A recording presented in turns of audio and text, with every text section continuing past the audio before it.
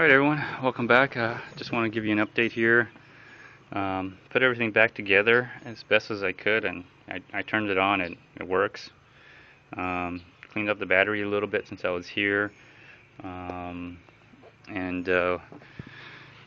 Basically what I did is, of course I drained it, taken out the plug already, and there's the plug right there, and just drained it as much as I could there. And then I put everything I could back and cleaned it up a little bit, at least where the bolts are, just in case I had to get back to it. Had it turned on. Basically what I did was I took the hoses here and here, and obviously this goes to the transmission. This is for the coolant for the transmission here, and I had to figure out which one was the coolant that comes out, and this was the coolant that came out, and this is the coolant or transmission fluid that got going through the coolant.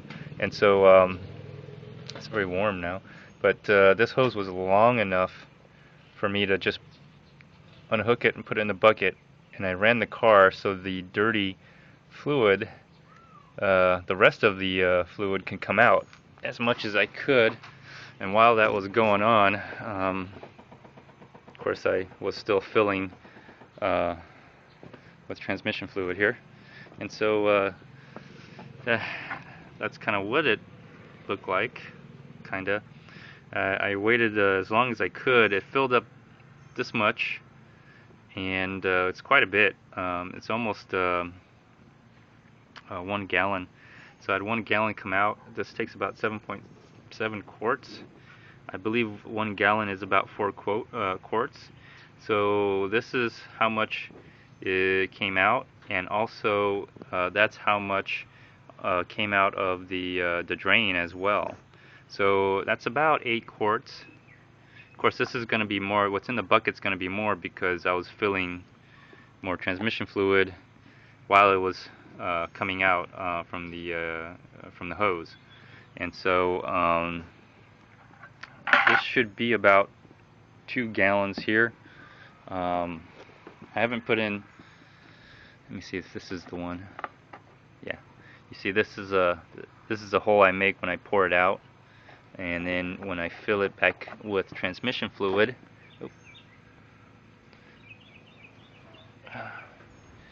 Darn it.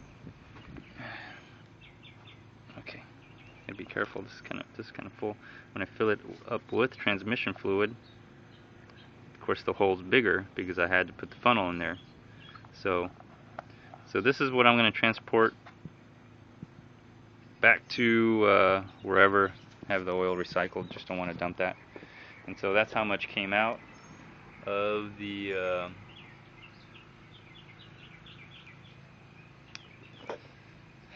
I guess the torque converter or whatever, through the rest of the transmission.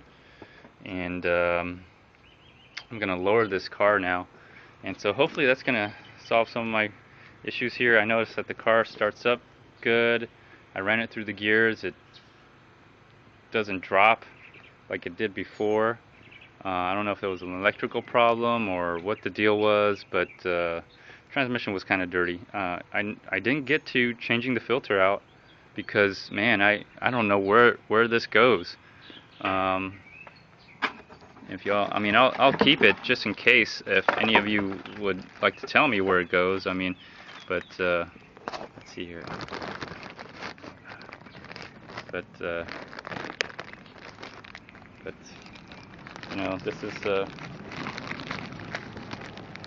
anyway, that's part of it. At least you see it. But I just can't figure out where the hell this thing goes on that Quest. And like I was saying, I mean, I pulled the gasket out, and I mean, look at the size of this gasket. This gasket's kind of way bigger than anything I pulled out of there. I mean, that looks like I would have to open up the transmission. I mean, in my truck, the pan is big. I have a Dodge Dakota, and I looked under that, and that looks like a regular, you know, transmission. But this, I mean, I guess because it's front wheel drive, I'm not sure what the deal is, but it just it just looked kind of weird. I mean, it looks like the gasket would fill, it's for the whole thing here, and you know, right, like this part of the gasket right here, which they use RTV on this,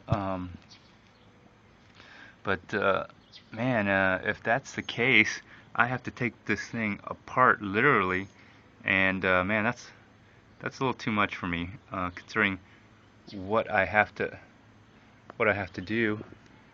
Um, Even then, even if it's on this side here, I mean, it's quite a bit, um, and I'll just have to do it next time. But right now, I'm just not sure about it. So again, anybody can help me out on that, I'd really appreciate it. So I'm about to lower this car out of here, and we'll see what happens now. So.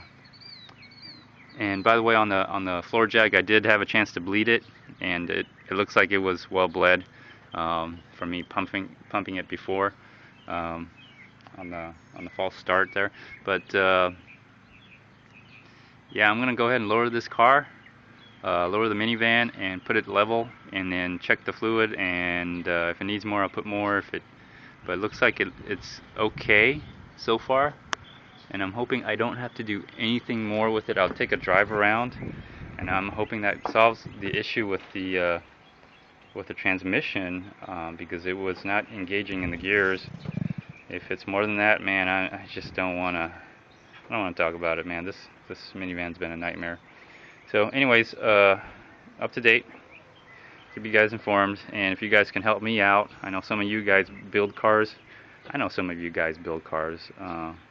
So just from the forums that I've been on, and you know, the pictures y'all do, some on the pass and fail you know, threads, y'all talk about sockets and stuff and whatnot.